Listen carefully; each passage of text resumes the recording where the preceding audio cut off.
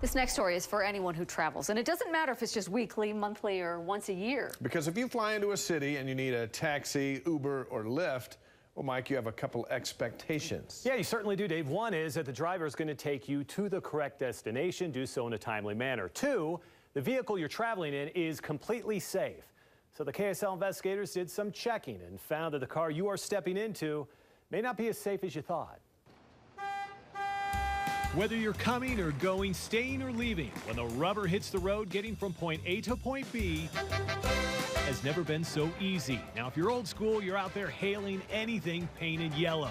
And if you're new school, well, you're getting all digital and hire a Lyft or an Uber. Both convenient, both effective, and both completely safe. There is a safety recall. It says safety recall. It is a safety recall. Oh, well, maybe not as safe as we thought. Have you ever thought when you've gotten into an Uber or Lyft, I wonder if this is up to speed on safety? Never. Not at all. For the most part, no, not really. And they're probably not alone. But what if the car you were getting into had a recalled Takata airbag? You know, the one that's caused 16 deaths worldwide, shooting metal fragments when deployed. Or how about a recall for the rear axle trailing arm, which a National Highway Traffic Safety Administration says could dramatically increase the risk of a crash? Would you still get into that car? I want you to think about that as the KSL investigators go searching around the hub of hired transportation. 42 D85 9HU. At Salt Lake International, recording plates and checking Carfax. This one's good? Good? Good. It's good. Making sure the hired drivers of these cars Checking to see if there's any recalls. know exactly what we find. This could cause unintended engine shutoff. The shift lever, if it's moved out of park position, It's a third row seat. We start with the taxis. without the brake on, If you got hit from behind, back over or roll away crash. and increase the risk of a crash. Out of the 50 taxi cabs we ran through the system, 9 of them, or 18%, had at least one open recall. One of those taxis with 3 of them. Just ask you about that, so you... No, sorry. No? But you are aware that you have... I am aware of that. You're aware. And you're getting it fixed? Yeah, the Toyota will fix it. One of those fixes involves an inaccurate safety placard. The second recall, a defective sliding door. And the third, a faulty Takata airbag. Have you ever thought with the safety recall, should I just wait and not drive this until I get the recall taken care of? If it was a hazard, I wouldn't drive it. But they told me it's not non-hazard. Wait. Whoa. Hold on, back that up for a moment. What did he say? If it was a hazard, I wouldn't drive it. Documents from Toyota and the NHTSA make it very clear. All 3 recalls are safety concerns. For example here, following the inaccurate placard could lead to tire failure, increasing the risk of a crash. The defective sliding door could open while driving, increasing the risk of injury. And the hazard caused by the Takata airbag has proven deadly multiple times. Who told you it's not a hazard? Toyota. Just yards away, we take the exact same approach with Uber and Lyft. We checked cars At GMC? and found the number of drivers carting people around with open recalls It has to do with the deployment of the airbag and with the seatbelt. was higher than what we saw with the taxis, like airbag issues, seatbelt problems, even a hood that could unexpectedly open while driving. And for this guy, There is a recall. Sliding door. another Toyota door that could randomly open while going 70 down the highway. You know there was a open... Yeah, Toyota doesn't have a fix for it yet. Really? Yeah. Okay. But I don't care. The door works great. I'd run it all day. Huh. I wonder if the guy sitting next to that recalled door also does not care. Oh, wait a minute.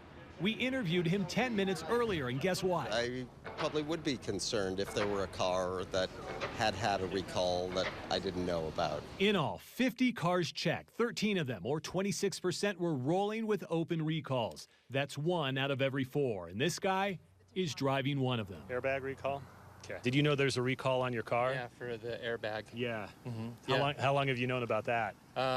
For like a year and a half, actually, but they haven't been able to get the airbag replacement. And that puts Jay in a tricky spot. Risking your own safety is one thing, but the safety of a paying customer... Does that change the dynamics at all for you?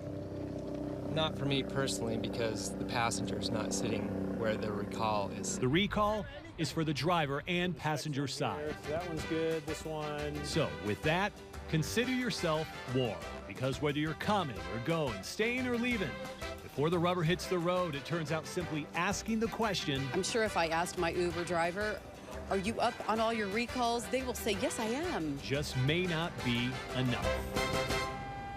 Now, Uber declined an interview, but did send an email stating that they do encourage their drivers to check for recalls and perform routine maintenance. As for the taxis, Salt Lake Airport says they uphold the safety standards required by the state and enforce it through spot inspections to make sure that the vehicles, for example, have working seatbelts, crack-free windshields, bald tires, et cetera, et cetera. If you want to know the safety status of your taxi or Uber, we used an app by Carfax to plug in the plate number, and within seconds, we got the outstanding recalls there. Will cost you a few bucks, but nonetheless, you may have a little more peace of mind knowing whether or not there are any open recalls. Right. Yeah. I've got tomatoes, cucumbers, Grant Holdaway peppers. spends his retirement Ooh, that's a good one right there. in his garden. You gotta plant some anasazi beans. We're about out. He's closed his nursery across the street. I've retired, so I got a little garden now. How little? It's 2 acres. But he still The weeds. battles weeds Weeds and more weeds. 12 hours a day. I only do it 6 days a week. Holdaway lives the motto he taught his kids. Our motto up here was hoe to the end of the row. That means whatever job you have, you finish it. Even at 85, he goes the extra mile. Literally. See, he likes to run and run and run. I started to run when Later in life, I was 67 years old. Holdaway started to run I read in the newspaper about a Wasatch Endurance run. ultra marathons, It just intrigued me. Gotta pick up your pace. 50 and 100-mile races. You have to almost train your subconscious self. There was something that just says, you gotta rest, Grant, you gotta rest. And then there's something else that says, get up and get going. And even here on the trail, he hoed to the end of the row. Like the time he'd run 99 miles of the Wasatch 100 and had just 10 minutes to get to the finish line. And I give it all I had, and I just crossed the finish line about 1 minute to spare. And I collapsed on the ground, and then I heard this little boy's voice that says, "Is he dead?" Next group! Next group! And now Holdaway is here Get ready to go! at the start 3, 2, of another 50-miler. 1, He'll run. go! Well, now it's a fast walk for 19 hours. Is it the farming? Is it genes? What is it that allows you and makes you want to run? Well, some people say I'm a little stupid. You don't go fast, but you just go steady. So I don't know whether it's genetic or whether it's just the fact that I've always felt like I ought to make use of my time, whatever I'm doing. Controlling and hoeing weeds is a lot like ultra-marathoning because you go on and on and on. Set your goal And then stick with it. and hoe to the end of your row, There's nothing you can't accomplish. and you can accomplish anything. If you make up your mind to do it. Whether your row is 50 miles long or just full Weeds, the weeds. of those pesky weeds. Peter Rosen, KSL 5 News. You can't miss them, right? Bright red flashing lights and signs that say stop. The law is simple. You're required to stop for school buses when they're loading and unloading kids. Yeah, but the KSL investigators found drivers all over Utah making up their own rules. And because of our reporting, changes in Utah law are already in the works here. Here's Debbie Dejanovic now with the story. This is insane. Ohio. Who does that? An impatient mom gets dangerously creative. She treats the sidewalk like it's a passing lane. Minnesota, a semi-driver caught doing the unthinkable. So lucky a child was not killed. And in Washington, whoa. Just it's unbelievable. To me, what is more precious than the safety of a child? Extreme examples from across the country. It's alarming to me because it puts our kids in peril. The Jordan District's Director of Transportation, Herb Jensen, sees it in Utah, too. What's wrong with people? In his experience, many of these people are parents. Most parents would do anything in the world to protect their children. but they seem to have a disregard for protecting everyone else's children. He has a collection of videos, Utah drivers breaking the law, not stopping in all directions when the flashing lights go on and the stop sign goes out. Like this car that keeps on going. And here, the driver obeys the stop sign at the intersection. That's good, but goes right through the bus stop sign. Not good. It's a good thing kids were slow to get off this bus. Here's the view from a surveillance camera inside the bus, now from one mounted outside the bus. Way too close. And is this bus invisible? Drivers don't seem to see it. Or do they? So for Utah drivers who are confused about the law, it seems pretty simple. What is it? Well, the law is when the red lights on a school bus are flashing, you have to stop. That just sounds so simple. You're just required to stop. It is pretty simple. The problem has gotten so out of hand that for one day last November, bus drivers across Utah documented how many cars ran through their bus stop signs. In that one day, they tallied 1,468 violations. The Granite District had 535, Alpine 438. Almost every district saw violations. In Jordan, there were 56. We actually had 3 cars that passed on the loading side of the bus. Thank you, Sean. Thank you, Sean. In my opinion, blatantly wrong. Bus driver Sean Dustin. And extremely dangerous. The KSL investigators wired Dustin's bus with our own cameras. This is my first stop. This is the one where... to see how this is affecting him and his kids. Safety for our kids. Keeping kids safe. Which is the #1 priority. Making sure his kids are not going to get hit. Do you guys ever see where the cars don't stop for the bus when you're crossing? Yeah. Does that happen? Yeah. A lot. He watches out for drivers who try to beat his bus. It's scary for kids. We saw it happen several times the day we were on board. Last Friday, I had 4 cars run my lights. You know, they make them in a nice bright red color and they have flashing lights on them. Jensen shared another frustration. All of them have cameras on them, yeah. He can't get violators prosecuted, even with all the video he has. We can observe the students loading from the outside and also one near the stop arm on this side so we can see the motorists that are passing the bus. A Utah law meant to keep police departments from relying solely on photo radar to catch speeders is having unintended consequences because it requires officers to be present to witness traffic violations. I went to Capitol Hill to see if it's time to change the law. Well, I was very surprised. I mean, especially at the number of people that aren't stopping. Representative Paul Ray immediately filed new legislation so cops don't have to actually witness you running a bus stop sign. We will allow that video from the buses to be used to charge and used as evidence in court. If it passes, they can track you down and ticket drivers based on what school buses caught on camera. And I will, of course, be keeping an eye on that legislation this session. Now, if you are looking for a way around the law, you may want to just stop wasting your time because there are very few exceptions. Now, if you're traveling on the opposite side of a divided highway or a highway with 5 or more lanes, you don't have to stop. A lot of you have asked me about this through my Facebook page, and I want to remind you that the law is very clear and it is designed to protect children, not designed to get you to your hair appointment faster because you're running late. Well, it's good to see that there's going to be some changes here. I think that bite in there, you had that sound bite in the beginning that said, you know what, we are so concerned about our own kids' safety, but when it comes to other kids, we have disregard, and that shows it. Right. And it seems there's 2 here. Some people who don't understand the law, but then there's the vast majority probably that just don't take the time or notice the bus. And that's where we all need to be more aware. They want to try to beat that bus, and it is just not worth it.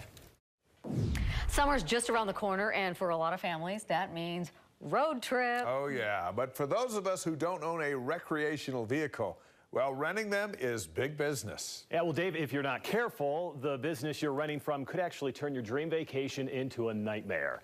Tonight, the KSL investigators go undercover, looking into the questionable practices of one rental company.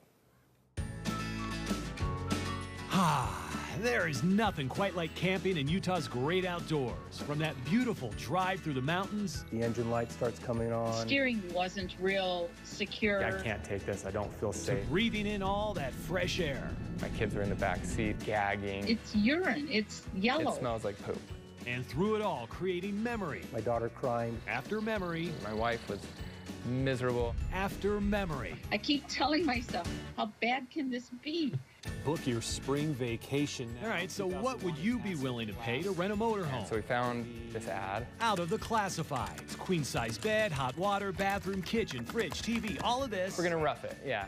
Rough it in an RV. For around $100 per night. Well, for Travis Richardson, it seemed perfect, so he put down the money, hoping it would be exactly how he imagined a relaxing camp out in the mountains with his family would be. Roasting dogs, biking the trails, used Band-Aid in the bed, fishing the laying. What? Wait a second, what? We found a Band-Aid as well. Back that up, what? Used Band-Aid? A used Band-Aid, yeah. It was crumpled up and like towards the bottom. Adding to the ick factor, Travis says was a certain aroma lingering throughout the RV. Poop. It just smelled awful.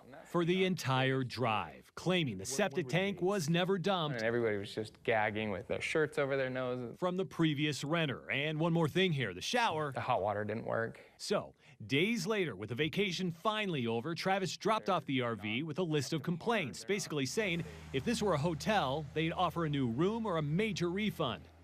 Well, Travis did not get a refund. And you know what else Travis didn't get? And then I said, okay, where's my deposit? I need my deposit. Yeah. The exact she said same she would thing. return the deposit. Had our security deposit. A whole lot of other renters were asking the for. $500 deposit back. Travis was not alone. In the past 15 months, the KSL investigators dug into multiple lawsuits and complaints with one common thread. The woman renting the RVs. She admitted that she owed it to me. Just give us our money. And then she just didn't give it back. She goes, you're not going to get it. Owes these renters thousands and thousands of dollars, and the deposits are just a fraction of the problem. Because when you hear story after lawsuit after story after lawsuit after story after lawsuit after story after lawsuit after story, it all starts sounding the same. The RVs are dirty, parts aren't working, safety is a concern, and the deposits are nowhere to be found. So, with all that in mind, the KSL investigators decided to take a much-needed vacation and headed to Pleasant Grove to meet up with one. Hi, Dan. I'm Mike. Hi. Good to meet It's you. nice to meet you. Yeah, good to meet you. Diane Richin. She's got 3 RVs to rent and at one time, even a boat. But we chose a 1998 Winnebago Itasca.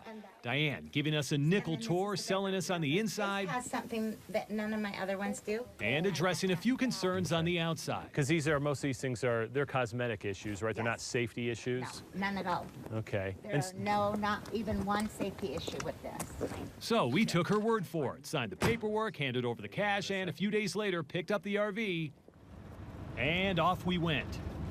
Rolling along I-15 in the flow of traffic and straight to a couple of professional mechanics at Burt Brothers in Bountiful and Recreation RV Sales in Draper, where right off the bat, A few heat cracks in the rotor. That's a danger from a blowout. It's been leaking for quite some time. these mechanics with 30-plus years experience spotted what they call 5, 6, some pretty obvious concerns. Emission problems, fluid problems, braking problems, and what they call maybe the most concerning problem. You can see it's down to the secondary rubber. That tells the tires. One of them partially bald on the front driver's side of the RV. Another one. And I don't know if you can hear that. That's the air leaking out of the tire right now. Not to mention more than one of these tires. These are from 2004. Likely should have retired long, long ago. So the tires are from 2004. So they're 13 years old. Correct. So would you drive an RV on this tire? No. No, I wouldn't take my family in this car. So with that, we got back in the RV. Rolling on tires, industry experts say we shouldn't be, and drove the vehicle back to the home of Diane Richin. We broke our cover. My name's Mike Hedrick. I work with KSL. Followed by a few things to address. Are you threatening me? No, I'm not threatening you. In our most non-threatening way. First off here, the issue of our $500 deposit, well, it was a non-issue. Unlike those in the multiple lawsuits against Diane, all 500. We got our money back. And speaking of lawsuits, we decided to ask Diane about the multiple cases she's had in the past few years. How come you didn't give people their deposit back? There are a number of people you didn't give deposits back, and there was nothing wrong. There's 3, and that's not correct. Really? Now, what's not correct is the number 3. Court records show 8 lawsuits in a little more than a year. A judge ruling in 7 of those suits, Diane owed a combined $5,549.51 to her customers for unlawfully keeping their deposits and other issues as well. See this right here? Yeah. How much do you think that's going to cost me to fix? I have no idea. Way over $500. This piece right here is $650. So everyone who you did not give a deposit back to had some sort of damage. Damage This she one right made no here, mention of to Travis, Kathleen, David, Thane, or Kurt, saying, I simply don't have the money. I'm selling things, hoping to get money for you, or I will notify you when I mail the refund. Alleged damage, Diane ultimately failed to convince the court. And let's be honest here, it's tough to argue a case. Well, she didn't show up. She didn't show up. You didn't show up. If you don't step foot in the courtroom. In more than half her cases, court docs reveal Diane was a no-show. If you're innocent in this stuff, why aren't you showing up in court? My daughter right now is in the hospital. My other son had a brain tumor, and I have a pacemaker that's faulty and electrocuting me all the time. 8 cases, failing to appear 5 times. Curtis Hinderman was one of the 8, saying the RV he rented I don't feel safe. I don't think this is going to be a good vehicle. did not seem roadworthy. His lawsuit becoming the primary reason that we took one of the RVs to a couple of certified mechanics. We shared those professional opinions with Diane, and she made it very clear. But Mark is highly trained. One of her personal mechanics, Mark, makes sure the RVs are roadworthy. And then Mark comes in, makes sure nothing's leaking, make sure the tires are at the right air, that they're not going bald. Now, a quick side note here. We got Mark, the mechanic, on the phone. What experience do you have as a mechanic? Are you licensed? I'm basically...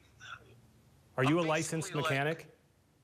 No, I'm basically like, I check the fluids and stuff. Fluids and stuff. The fact is, Mark is not certified to call the RV safe. The fact is, renters are out a combined $5,549.51 still owed to them. The fact is, in the last 9 months, Diane filed for bankruptcy. And the fact is, no matter how many times we asked Diane... Have you seen the tires? You haven't even seen what the tire looks like underneath there. Can you get down and look at this? Right. To simply take a look at the 13-year-old balding front tire, we should have asked her a couple of days earlier. I can't bend over right now. I can't bend over and get in that. When bending over did not seem to be such a problem. In the end, the KSL investigators may have been Diane's last paying customer. Not because of the lawsuits, money owed, or picture of a used Band-Aid in the bed. Turns out all this time... You think you'll get that money back?